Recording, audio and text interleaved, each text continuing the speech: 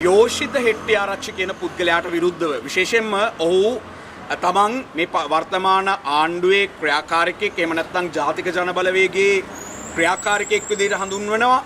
ඒ වගේම ඔහු ආචාර්යවරයෙක් බව කියා ගන්නා යෝෂිත හෙට්ටිආරච්චිට විරුද්ධව පැමිණිල්ලක් කරන්න අපි අද අපරාධ පරීක්ෂණ දෙපාර්තමේන්තුව විතරක් නෙවෙයි අපි මින් පස්සේ ළමා හා කාන්තා කාර්යාංශයට පැමිණිලි කරන්නට නියමිතයි.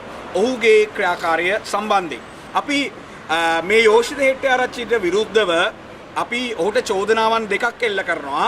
පළවෙනි චෝදනාව තමයි ඔහු තමන්ගේ උපකාරක පන්ති ප්‍රවර්ධනය කිරීම කරන්නේ ආචාර්යවරයෙක් එහෙම නැත්නම් ડોක්ටරේට් එකක් තමන්ට තිබෙන බව දක්වමින්.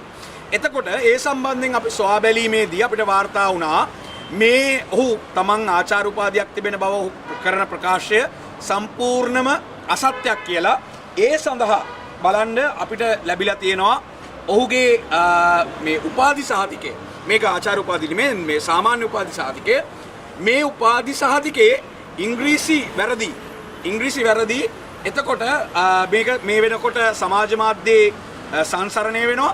එතකොට මේ උපාධි සහතිකය පිළිබඳව ප්‍රශ්න කරලා ශ්‍රී ජයවර්ධනපුර විශ්වවිද්‍යාලයට යොමු කරපු ලිපියකදී මම කෙටියෙන් කිව්වොත් මේකෙදි කියනවා ඒ අනුව ඔබ විසින් එවන ලද හෙට්ටිආරච්චිගේ යෝෂිත සුකුන් ක්‍රිෂාන්ත යන අයගේ උපාධි සහතික පිටපත අප විශ්වවිද්‍යාලයේ මගින් නිකුත් කර නොමැති නිවැරදි නොවන ව්‍යාජ සහතිකයක් බව මෙයින් සහතික කරමි කියලා ශ්‍රී ලංකා ජයවර්ධනපුර විශ්වවිද්‍යාලයේ එස්.එන්.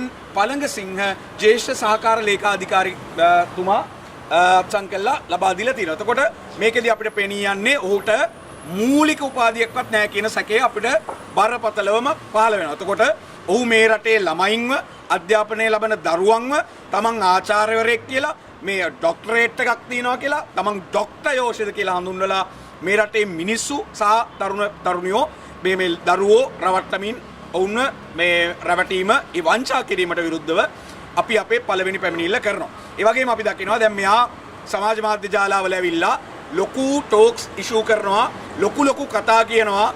මේ ආණ්ඩුව ගෙනාවෙත් අපි අරගෙන යන්නෙත් අපි වගේ කතා කියනවා.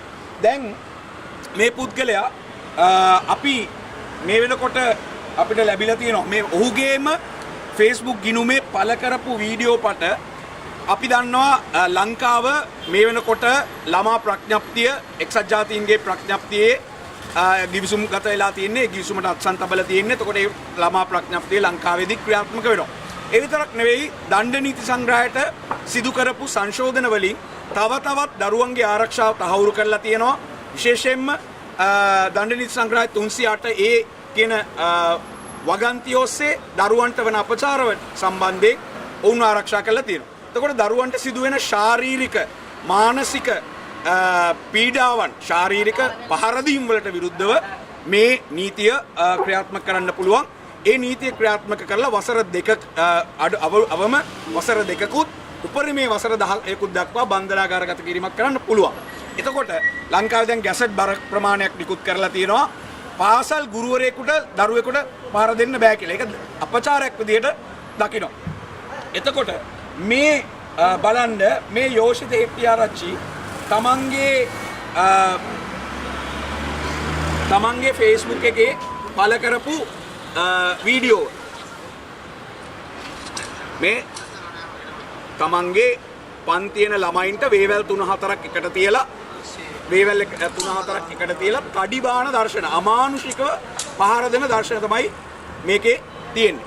මේ විතරක් නෙවෙයි මේකේ ප්‍රබලම අපිට ඊටාම කැත නින්දා සහගත හිරිකිත වීඩියෝවක් ඔහු විසින්ම පළ කරලා තිනවා. මේ තමයි තමන්ගේ පන්තියන දරුවෙකුට තමන්ගේ පන්තියන ශිෂ්‍යාවකට ළමයෙකුට කියලා ගෑන් ළමයෙකුට කියලා වේවැල් වලින් පහර දෙන්න කියලා අණ කරනවා පිරිමි දරුවෙක්ව දන ගස්සලා ඉවර වෙලා.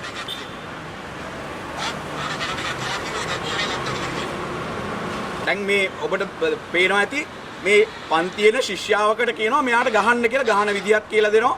වේවැල් 4-5ක් තියලා හයියෙන් ගහන්න කියලා කියනවා.